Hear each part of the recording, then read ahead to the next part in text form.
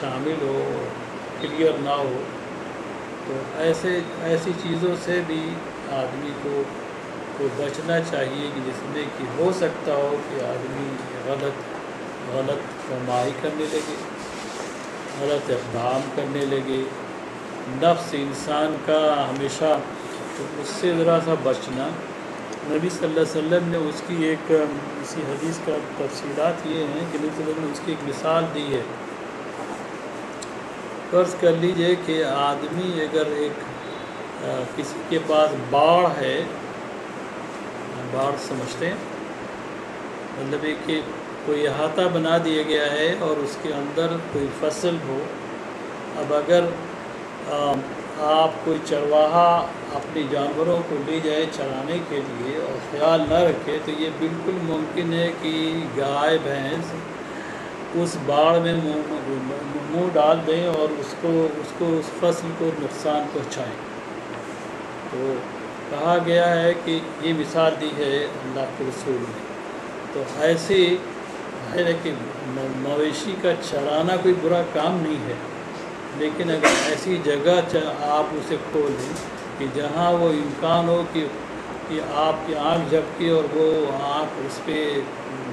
منہ ڈال دے اس کے نباڑ کے اندر اور فصل خراب کر دے، ایسی صورتیں پیدا ہو سکتی ہیں جس کے سلسلے میں انسان کو بچنا چاہیے۔ ایسا بھی ہوتا ہے کہ اس کی کوشش کرنی چاہیے کہ ایسے مواقع آپ لوگوں کو نہ دیں جس میں کہ دوسرے لوگ آپ کے بارے میں کوئی غلط رائے قائم کرنے کا کہ ان کے سوچنے لگے۔ ایسے مواقع سے بچنا چاہیے، اگرچہ کہ اس میں فی الحال کوئی ایسا کہ غلط کام نہیں کر رہے ہیں، لیکن آپ دوسروں کو تو اس کا موقع دے رہے ہیں کہ وہ آپ کے بارے میں غلط رائے قائم کریں، اور یہ بھی ممکن ہے کہ کوئی غلطی کا صدور ہو جائے۔ تو ایسے چیزوں سے بچنے کو یہ گویا 3 مراحل ہیں۔ مطلب یہ کہ غلط کام کرنا، ایسا کام کرنا کہ جس میں کہ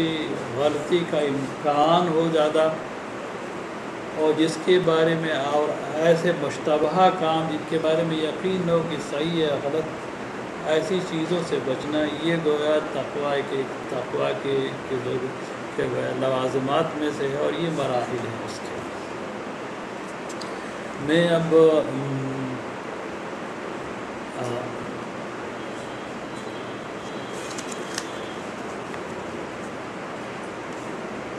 احسان کی طرف تقویٰ کے سلسلے میں ایک بات اور بھی بتانی چاہیے ہمیں کہ نبی صلی اللہ علیہ وسلم نے ایک مرتبہ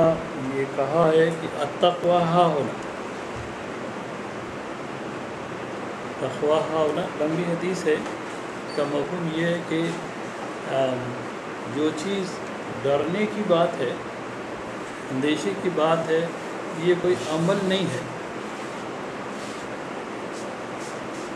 یہ کوئی عمل نہیں ہے، کوئی فکر نہیں ہے، مگر یہ ایک کنسرن ہے جو انسان پہ یہاں ہوتا ہے کہ آدمی سوچے کہ ہم یہ فکر ہے، ایک خوف ہے، ایک اندیشہ ہے، بچنے کی کیفیت ہے۔ تو عام طور پر ہماری تحریکی لٹریچر میں بھی یہ اعمال پر زیادہ زور ہے، جذبات اور کیفیات پر کم زور ہے، لیکن بہرحال انسان جیسے اعمال اور فکر و خیال کا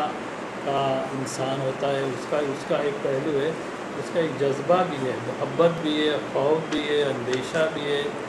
انکسار بھی ہے، یہ سب چیزیں جو کچھ ہیں، یہ جذبات اور کیفیات، یہ بھی دین کا پارٹ ہے۔ تو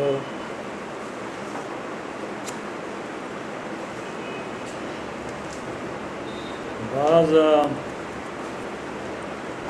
اہل تصوف نے جیسے قشیری نے اپنی کتاب میں رسالے میں سم اپ کیا ہے اس کو، تقویٰ اتقاء الشرک، تقویٰ نام ہے شرک سے بچنے کا، ثم بعد اتقاء المعاصی، اس کے بعد سے گناہوں سے بچنے کا، وسیئات برے کاموں سے بچنے کا، ثم بعد اتقاء الشبہات، اس کے بعد شبہ کی چیزوں سے بچنے کا، ثم بعد الفضلات، اس کے بعد ایسی چیزیں کہ جو بیکار ہیں، مطلب یہ کوئی فائدہ نہیں ہے، فضول کا کام ہے، غلط بھی نہیں ہے، برے بھی نہیں ہے، اور اس میں سے کسی اس کا بھی امکان نہیں ہے کہ آدمی کسی غلطی کا کرے گا، لیکن بیکار کا وقت ضائع ہو رہا ہے، بیکار کی قوت صرف ہو رہی ہے، تو ایسی چیزوں سے بچنا بھی انہوں نے شامل کر دیا ہے۔ اچھا، یہ میں سمجھتا ہوں کہ یہ اس کے لیے بہتر لفظ جو ہوگا وہ احسان کا لفظ ہوگا، وہ احسان کا پارٹ ہے۔ اب میں احسان کے بارے میں ذکر کروں گا۔ احسان کے معنی ہوتے ہیں کسی کام کو اچھے طریقے سے انجام دینا۔ کوئی کام ایسا کام ہو، اچھا کام ہو، لیکن کام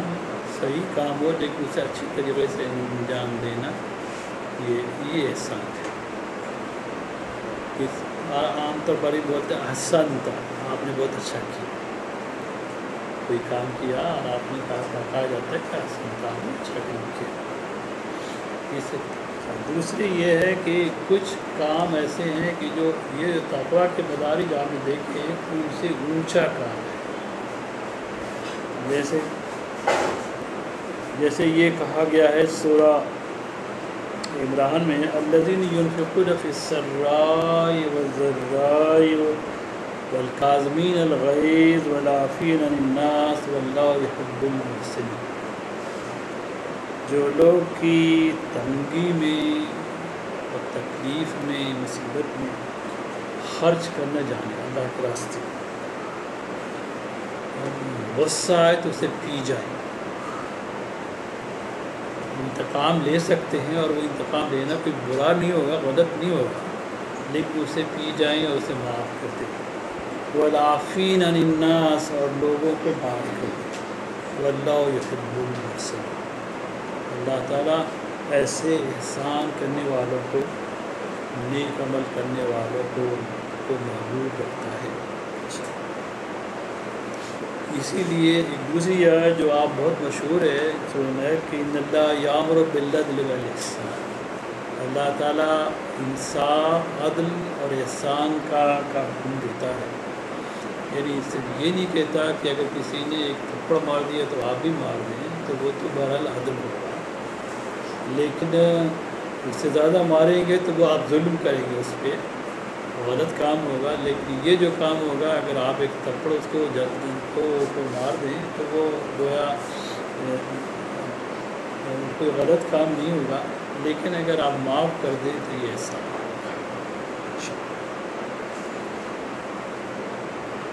سورہ عنکبوت میں والذین جاہدوا فینا لنہدینہم سبلنا وان اللہ لمع المحسنین، جو لوگ کی ہمارے راستے میں مجاہدہ کرتے ہیں تو انہیں ہم اپنا راستہ دکھاتے ہیں، اور اللہ تعالیٰ احسان کرنے والوں کے ساتھ ہے۔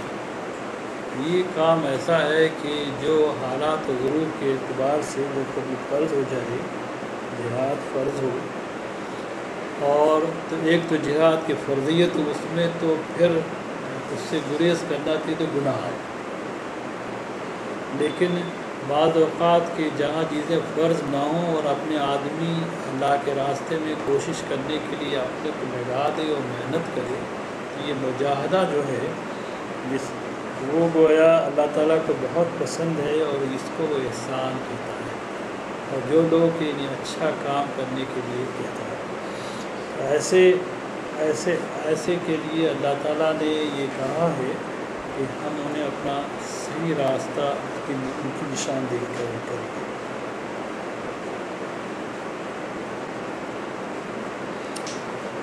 ایک آیت اور سن لیجیے، ان المتقین فی جنات وعیون آخذین ما آتاہم ربہم انہم کانوا قبل ذلک محسنین